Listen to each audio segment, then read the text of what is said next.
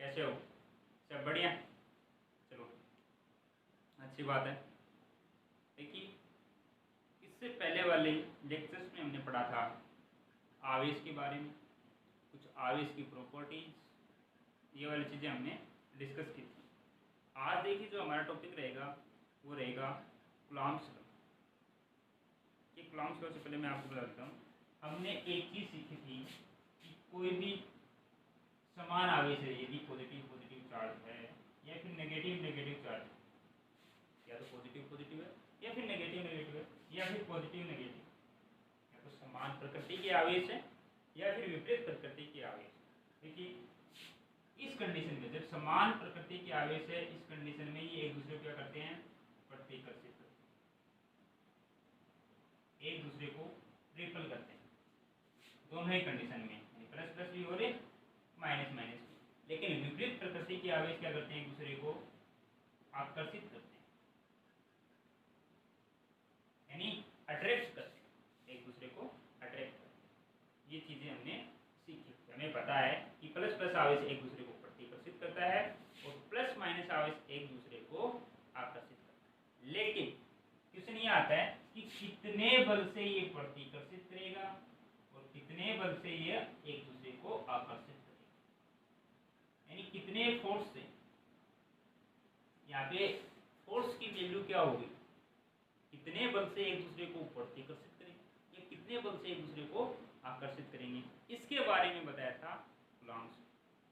यानी coulombs law है वो ये बताएगा कि ये दोनों आवेश एक दूसरे को आकर्षित करते हैं तो कितने बल से आकर्षित करेंगे, ये दोनों एक दूसरे को प्रतिकर्षित करते हैं तो कितने बल से प्रतिकर्षित करेंगे। यही चीज़ हम डिस्कस करेंगे। देखिए, अभी कोरोना महामारी के कारण स्कूल कॉलेजें सब बंद हैं और आपके माइंड में एक विचार आ रहा होगा कि जैसे बार बार बोला जा रहा है कि जो स्कूल का जो सिलेबस है 10वीं 12वीं का वो कुछ हद तक कम किया जा रहा है, जैसे 30% 40%। तो आप ये सोच रहे होंगे कि सिलेबस तो धीरे धीरे कम हो जाएगा और अब अभी हम क्यों पढ़ें, जब डिस्कस हो जाएगा सिलेबस के बारे में कि कितना पढ़ा जाएगा अपनी सिलेबस, उसके बाद पढ़ें। तो ये बात देखिए, इस विश्वास में आप मत रहिए, क्योंकि आगे जो कंपटीशन एग्जाम्स हैं या फिर आगे की जो एग्जाम्स जो है आप गवर्नमेंट जॉब के लिए तैयारी करोगे, उसमें कम नहीं होने वाला सिलेबस, वो पूरा 100% आएगा सिलेबस। इसमें आप खुश मत होना कि हमारे को 70% पढ़ना, एक बार पढ़ना होगा 70%, लेकिन अब ये भी नहीं पता कौन कौन सा सिलेबस पढ़ना। तो आपको कंटिन्यू क्लास के साथ जुड़े रहना। ये मत सोचना कि अभी क्यों पढ़े, बाद में पढ़ेंगे स्कूल कॉलेज खुलेंगे तब, ऐसा बिल्कुल भी नहीं सोचना है। आप अपनी तैयारी खुद करते रहिए, ठीक है। अब देखिए हम बात करते हैं कूलॉम्ब्स लॉ।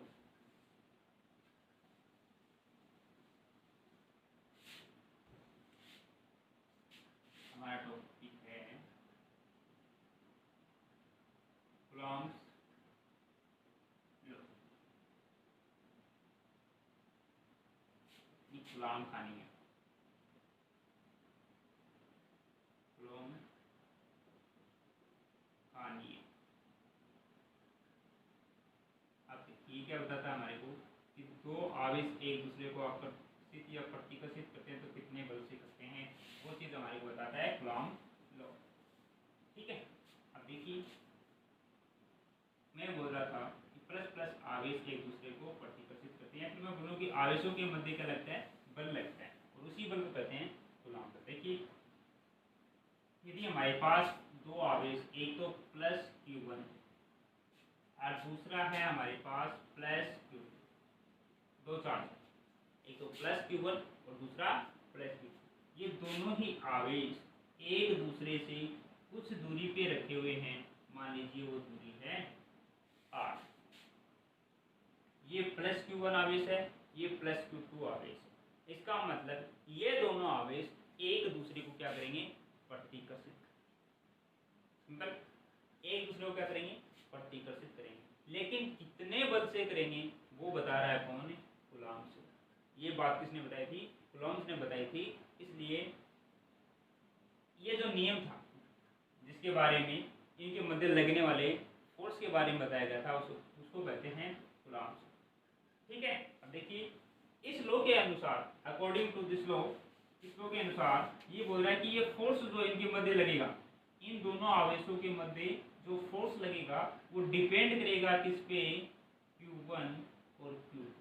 यानी दोनों जो आवेश है, दोनों जो चार्ज है, उसका जो परिमाण है उसके गुणनफल के समानुपाती होते हैं। मतलब यदि आवेश का मान ज़्यादा है तो उन दोनों के मध्य फोर्स जो है यानी बल जो है वो ज़्यादा लगेगा। यदि आवेश का मान कम है तो उसके मध्य जो बल है वो कम लगेगा। और दूसरी बात उसने बताई थी कि F डिपेंड करेगा किस पे, 1/r²।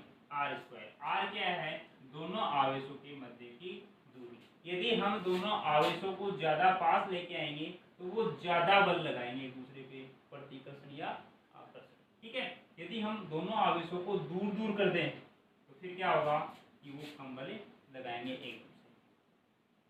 ठीक है, ये दोनों बात बताइए, इक्वेशन फर्स्ट और इक्वेशन।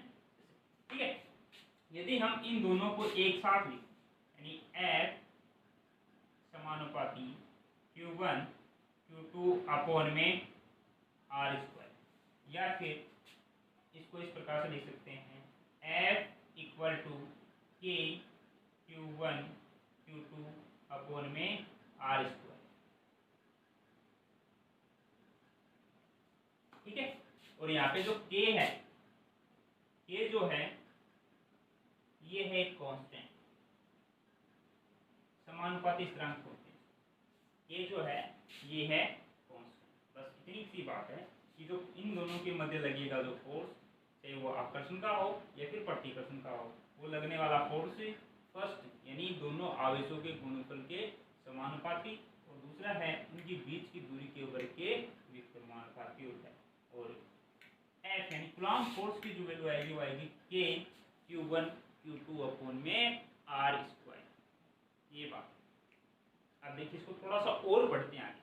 आगे क्या पढ़ेंगे इसमें, इसको मिटा दें।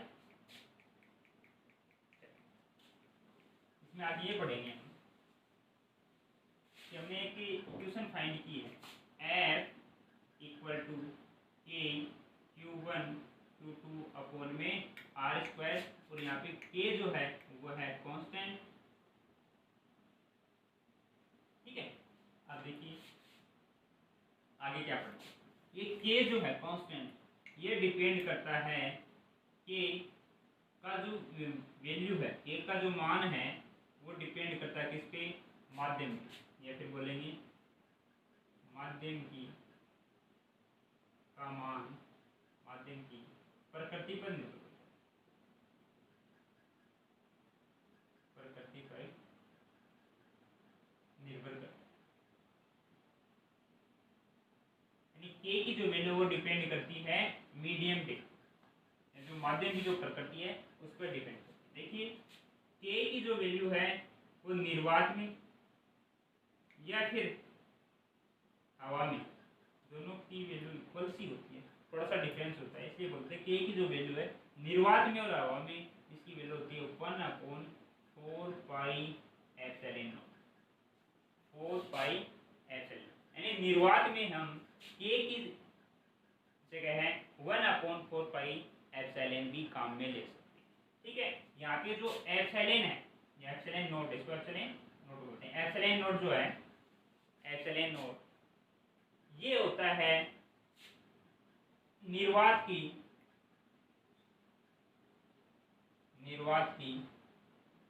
विद्युत क्षेत्र। ये क्या होती है, निर्वात की विद्युत। ये वाली क्वेश्चन फाइंड की। फिर K जो है वो माध्यम की प्रकृति पर निर्भर करता है, और K का जो निर्वात में वैल्यू होती है वो 1/4 पाई एप्सिलॉन नोट होती है, और यहाँ पे जो एप्सिलॉन नोट है ये निर्वात की विद्युत क्षेत्र। ठीक है, और यदि हम माध्यम की बात करें, मीडियम की बात करें, तो K की वैल्यू जो माध्यम में होती है, मीडियम में, वो होती है 1/4 पाई एप्सिलॉन, 1/4 पाई एप्सिलॉन। और यहाँ पे जो एप्सिलॉन है ये है माध्यम की विद्युत क्षेत्र।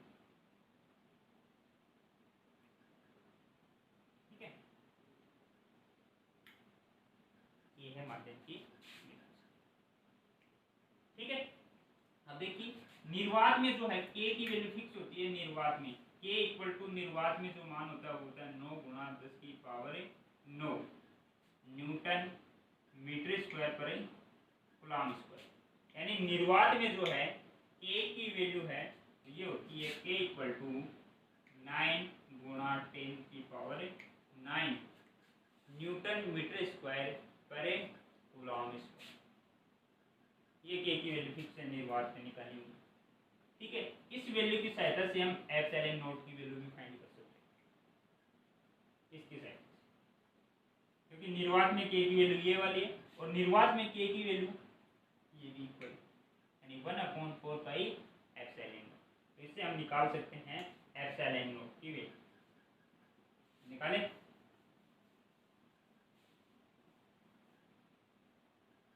इसको निकालते हैं। देखिए हमने देखा कि k की वैल्यू एक तो होती है 9 गुणा 10 की पावर 9 न्यूटन मीटर स्क्वायर पर कूलम्ब स्क्वायर, किसमें? निर्वात में। ठीक है, और एक k की वैल्यू हमने देखी 1/4 पाई एप्सिलॉन नॉट, तो ये भी किसमें है? निर्वात में। ठीक है, तो हम ये कह सकते हैं क्या 1/4 pi epsilon naught equal to 9 गुणा 10 की पावर 9 न्यूटन मीटर स्क्वायर पर कूलम्ब स्क्वायर। ठीक है, यहाँ से एप्सिलॉन नॉट की वैल्यू निकालें तो एप्सिलॉन नॉट इक्वल टू 1/4 पाई 9 गुणा 10 की पावर 9। ठीक है, यहाँ से एप्सिलॉन नॉट की वैल्यू क्या जाएगी? एप्सिलॉन नॉट इक्वल टू, इसको सोल्व करेंगे तो 8.85 गुणा 10 की power -12 coulomb square upon newton metre square. क्यों? तो देखिए k है, k और एप्सिलॉन नॉट को देखिए हम, तो ये एक दूसरे की क्या है? व्युत्क्रमानुपाती है। तो इसके जो यूनिट है यानी k की जो यूनिट है उसका उल्टा होगा इसकी यूनिट एप्सिलॉन नॉट की। देखिए k की ये वाली यूनिट है और एप्सिलॉन नॉट की ये वाली। ठीक है, ये तो हमने निकाल लिया एप्सिलॉन नॉट की भी, निकाल सकते हैं, ये निकाल। अब देखिए इस यूनिट की भी बात कर लेते हैं, इस वाली यूनिट की, ये कहाँ से आई? तो देखिए एक बार थोड़ा सा आप F equal to k Q1 Q2 upon R square, यानी कूलम्ब्स लॉ का मेन जो इक्वेशन है वो यही तो है, ये तो फाइंड किया था मैंने। उसके बाद तो उसकी कुछ शर्तें देखी थी यानी माध्यम पे डिपेंडेंसी वगैरह। ठीक है, तो देखिए यहाँ से निकाल देते हैं। k इक्वल टू करेंगे तो क्या करेंगे? F R square upon Q1 Q2। हमारे को पता है कि फोर्स की जो यूनिट होती है वो होती है न्यूटन, R यानी दूरी की क्या होगी? मीटर, और स्क्वायर का स्क्वायर अपॉन कूलम्ब स्क्वायर, क्योंकि आवेश एंड चार्ज की जो यूनिट है वो क्या है? कूलम्ब। तो न्यूटन मीटर स्क्वायर पर कूलम्ब स्क्वायर की यूनिट। ठीक है, ठीक है, अब देखिए ये तो बात हो गई किसकी? निर्वात की। यानी हम कह सकते हैं कि निर्वात में जो कूलम्ब फोर्स लगता है, कूलम्ब बल, इसमें निर्वात में जो कूलम्ब फोर्स लगता है वो लगता है 1/4 pi epsilon not Q1 Q2 upon में R स्क्वायर। ये लगता है कहाँ? निर्वात में दो आवेशों के मध्य कूलम्ब फोर्स। यदि ये प्लस का चार्ज है तो लगेगा 40%, और यदि इसमें माइनस साइन आ जाए तो इसका मतलब है उन दोनों चार्जों के मध्य क्या होगा? आकर्षण। यानी किस प्रकार से आएगा? देखिए वो साइन, मान लीजिए ये दो चार्ज हमारे पास है तो प्लस Q1 है और दूसरा प्लस Q2, तो हमने ये इक्वेशन फाइंड की। सेम इसी की तरह यदि हमारे पास दो चार्ज हो, एक तो -Q1 हो और दूसरा +Q2, यानी विपरीत प्रकृति के, तो इस ये वाला जो चार्ज हम ले रहे हैं यहाँ पे ये रख लेते हैं विथ साइन, साइन के साथ रख लेते हैं। देखिए Q1 माइनस का है, ये माइनस लगा दिया यहाँ पे। इसकी बात कर रहा हूँ ये मैंने जो पहले वाले का था, ठीक है। Q2 के साथ क्या है, प्लस प्लस रख दिया। अब ये माइनस क्या बताएगा कि इन दोनों आवेशों के मध्य, ये तो दोनों आवेश है Q1 और Q2, इनके मध्य क्या हो रहा है, आकर्षण। देखिए ये नेगेटिव है, ये पॉजिटिव है। यदि विपरीत प्रकृति के आवेश हो तो उनके मध्य क्या होगा, आकर्षण होगा। हमेशा क्या होगा, आकर्षण होगा। तो ये माइनस साइन क्या बताएगा, यहाँ पे आकर्षण होगा, और ये प्लस साइन क्या बताएगा, यानी इसके मध्य क्या है, इसके साथ क्या प्लस साइन है, तो ये क्या बताएगा कि दोनों आवेशों के मध्य क्या हो रहा है, प्रतिकर्षण। ये माइनस साइन आ जाए हमारे पास, तो इसका मतलब है कि दोनों आवेशों के मध्य क्या हो रहा है, आकर्षण। ठीक है। और यही बात हम कर लें मीडियम में, यानी माध्यम में, F and coulomb force, F medium equal to 1/4 pi epsilon Q1 Q2 upon में R square, Q1 Q2 upon में R स्क्वायर। और ये क्या होगा, मीडियम में, यानी ये दोनों चार्ज जो है, थोड़ा समझिए मीडियम और निर्वात को एक बार और फिर से। ये दो चार्ज रखे हुए दोनों कितने डिस्टेंस पे, R डिस्टेंस पे, यानी R दूरी पे दोनों चार्ज रखे हुए हैं। यदि ये चार्ज निर्वात में हो, यानी बीच में कोई भी इसके मध्य माध्यम ना, ये निर्वात में रखे हुए हो, तो ये फोर्स काम करेगा। यानी कूलम्ब फोर्स की वैल्यू क्या होगी, 1/4 pi epsilon not Q1 Q2 upon में R स्क्वायर, या फिर K की वैल्यू देख लें, निर्वात में K की वैल्यू तो हमारे पास है ये 9 गुणा 10⁻9 न्यूटन मीटर स्क्वायर पर कूलम्ब स्क्वायर, जब ये निर्वात में। और जब ये मीडियम में हो तो यहाँ पे एप्सिलॉन नॉट की क्या जाएगा, एच। ठीक है। जब ये मीडियम में तो K की वैल्यू क्या होगी, अलग अलग मीडियम के लिए अलग अलग, हर माध्यम के लिए अलग अलग होगी। इसलिए 1/4 पाई एप्सिलॉन, और ये एप्सिलॉन क्या है, ये मीडियम की विद्युतशीलता है, परमिटिविटी। ठीक है। ये बात, ये तो आ गया निर्वात में कूलम्ब फोर्स दो चार्ज के मध्य, और ये आ गया माध्यम में कूलम्ब फोर्स, ठीक है, दो चार्ज के मध्य।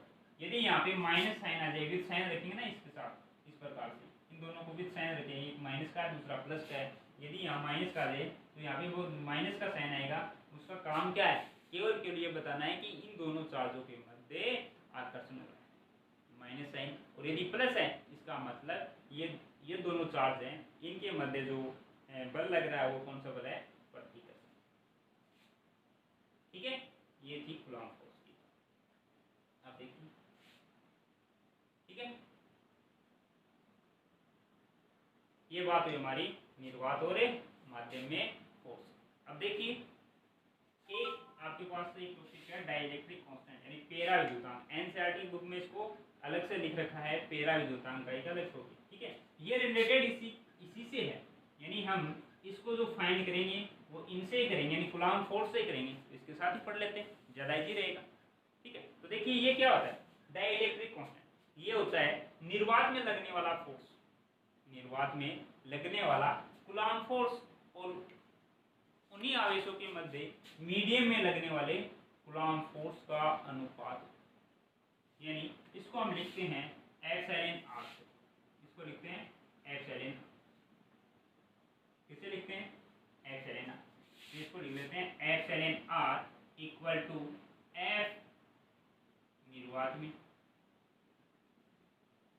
अपॉन एफ माध्यम में, यानी कूलम्ब फोर्स निर्वात में और कूलम्ब फोर्स मीडियम में एफ, या फिर एप्सिलॉन आर इक्वल टू निर्वात में कितना लगता है वो हमने अभी फाइंड किया, कितना लगता है 1/4 pi epsilon not Q1 Q2 upon में R स्क्वायर।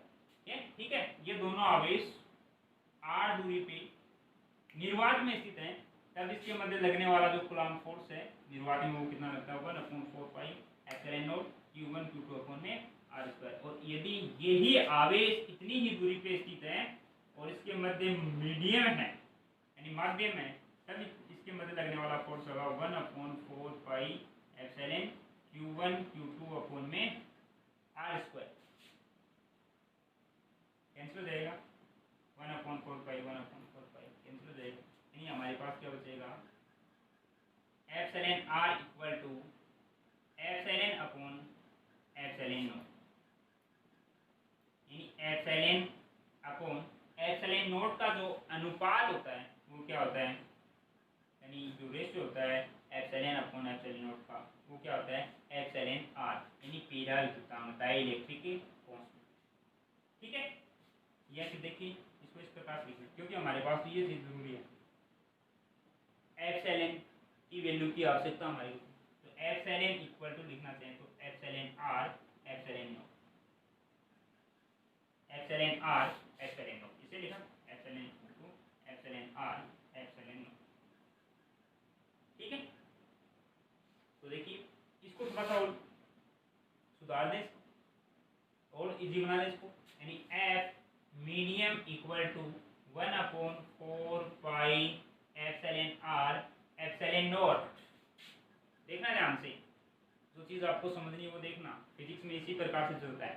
देखिए एप्सिलॉन की वैल्यू निकाल ली हमने डाइलेक्ट्रिक कांस्टेंट से, किसकी वैल्यू एप्सिलॉन की, क्या है एप्सिलॉन R और एप्सिलॉन नॉट, ये वाली वैल्यू हमने यहाँ पे रख दी मीडियम में, ये आ गया Q1 Q2 अपॉन में R स्क्वायर। ठीक है, आगे देखिए माध्यम में जो फोर्स है वो क्या होगा, देखिए 1/4 पाई एप्सिलॉन नॉट, इसको मैं इस प्रकार से लिख दूं 1/4 pi epsilon not Q1 Q2 upon में R स्क्वायर और मल्टीप्लाई में किया 1/एप्सिलॉन R, लिख सकते हैं। ये लिखिए, ये लो।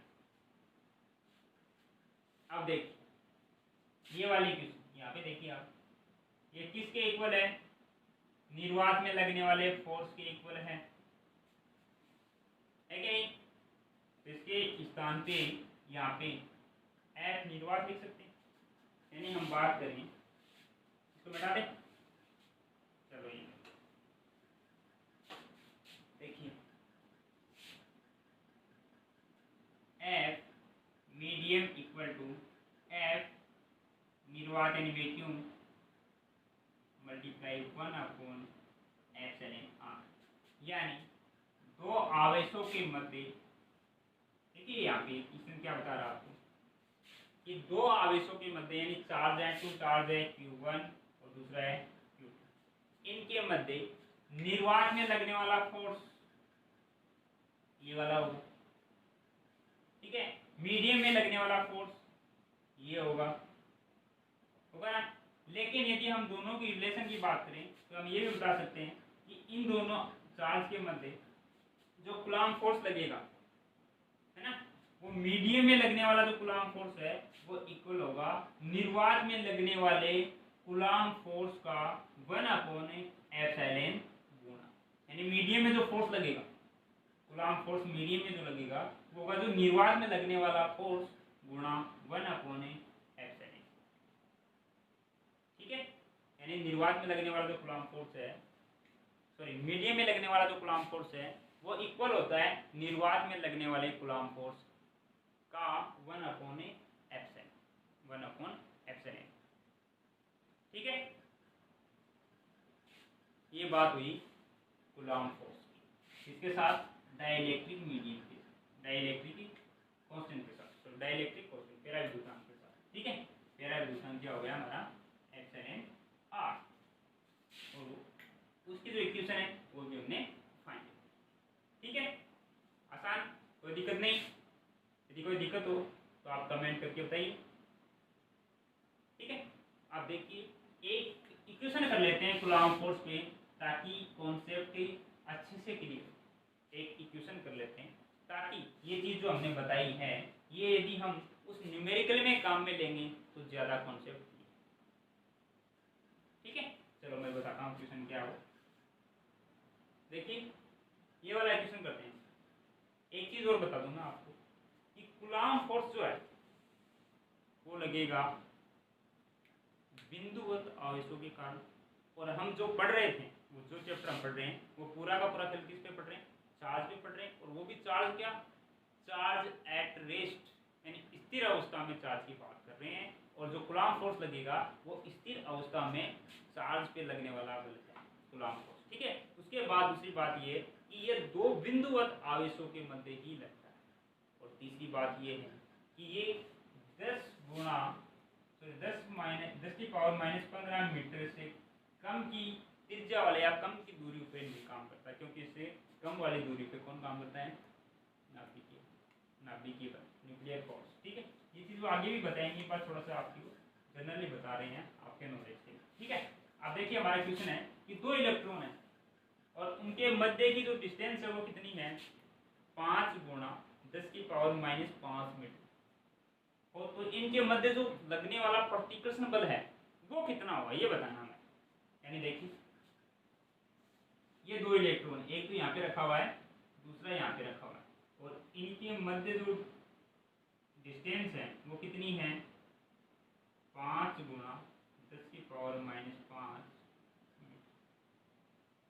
ठीक है, एक चीज और बता दूं मैं आपको, ये कूलॉम फोर्स जो लगता है, कूलॉम बल जो हमने अभी देखा है, ये Q1 आवेश है, दूसरा Q2 आवेश है। ये दोनों यदि समान प्रकृति के हैं तो इनके मध्य लगेगा प्रतिकर्षण, और यदि ये विपरीत प्रकृति के हैं तो इसके मध्य लगेगा आकर्षण, यानी आकर्षण बल। तो देखिए बल जो लगता है आकर्षण या प्रतिकर्षण, ये हमेशा काम करता है, ये वाली जो रेखा ना, इन दोनों आवेशों को मिलाने वाली रेखा के अनुदिश। देखिए ये वाला जो Q1 चार्ज है ये Q2 पे लगाएगा फोर्स इधर, यानी ये इसको इधर भगाने की कोशिश करेगा, इसी रेखा के अनुदिश, ना नीचे की तरफ देगा ना ऊपर की तरफ बल लगाएगा, केवल लगाएगा किधर, इस रेखा के अनुदिश, यानी दोनों आवेशों को मिलाने वाली जो रेखा है इसके अनुदिश ही काम करता है ये वाला प्रतिकर्षण। और ये वाला जो आवेश है, दोनों लगाएंगे, ये वाला जो आवेश है इस पे जो बल लगाएगा प्रतिकर्षण बल लगाएगा इस डायरेक्शन। ठीक है, यदि हम बात करें विपरीत प्रकृति के आवेश की, जैसे मान लीजिए ले लिया हमने माइनस, अब देखिए इन दोनों के मध्य लगने वाला बल है वो क्या होगा, आकर्षण का होगा। ये इधर आकर्षित करेगा, ये एक दूसरे को अपनी ओर आकर्षित करेगा, यानी ये वाला जो फोर्स है इस पे बल लगेगा इसकी तरफ। ठीक है, ये वाला इस पे फोर्स लगेगा अपनी तरफ, और ये वाला लगेगा अपनी तरफ, यानी दूसरे दोनों ही फोर्स क्या होते हैं, चाहे अट्रैक्टिव फोर्स हो, चाहे प्रतिकर्षण बल हो, चाहे आकर्षण बल, दोनों क्या करेंगे, ये दोनों आवेशों को मिलाने वाली रेखा के अनुदिश कार्य। ठीक है, अब देखिए एक इलेक्ट्रॉन ये, दूसरा इलेक्ट्रॉन ये वाला इलेक्ट्रॉन इस पे जो बल लगाएगा वो लगाएगा इस साइड में, और ये वाला जो इलेक्ट्रॉन है ये बल लगेगा इस साइड। तो ये आपको देखना है। ठीक है, अब हम बात करते हैं कि इनके मध्य लगने वाला प्रतिकर्षण बल का मान कितना। तो देखिए ये चीज हमारे को बताता है Coulomb's law, F = K Q1 Q2 upon में R²। यानी जब तक मीडियम की बात नहीं करी तब तक इसका मतलब है ये दोनों आवेश कहाँ हैं, निर्वात में। कंफ्यूज नहीं होना आपको, यदि मीडियम में होंगे तो पर्सनल चला के आपको बोलेगा कि दोनों आवेश मीडियम में है और उसका पेराविद्युतांक ये है, क्योंकि पेराविद्युतांक का तो मल्टीप्लाई होता है निर्वात गुणा पेराविद्युतांक इक्वल टू उसकी जो मीडियम में क्या है फोर्स, मीडियम में लगने वाला फोर्स। ठीक है, तो यदि जब तक आपको नहीं पता जाए इसका मतलब क्या है, ये दोनों आवेश निर्वात। ठीक है, अब देखिए हम बात करें Q1 Q2, यानी इलेक्ट्रॉन दोनों आवेश। देखिए R की वैल्यू तो हमारे पास डिस्टेंस, तो अब देखिए Q1 Q2 की वैल्यू क्या है, इलेक्ट्रॉन। अब यहाँ पे आपको वो वाली बात याद करनी है पीछे वाली, कि इलेक्ट्रॉन पे जो आवेश का मान होता है वो होता है 1.6 गुणा 10 की पावर -19 कूलॉम। ये चार्ज होता है 1.6 गुणा 10 की पावर -19 कूलॉम। ये रख देते हैं। F = देखिए K की वैल्यू हमारे को पता है 9 गुणा 10 की पावर 9 गुणा Q1 की वैल्यू है 1.6 गुणा 10 की पावर -19 कूलॉम, और इसकी वैल्यू है Q2 की सेम ही है 1.6 गुणा 10 की पावर -19 अपॉन R, डिस्टेंस की वैल्यू कितनी है 5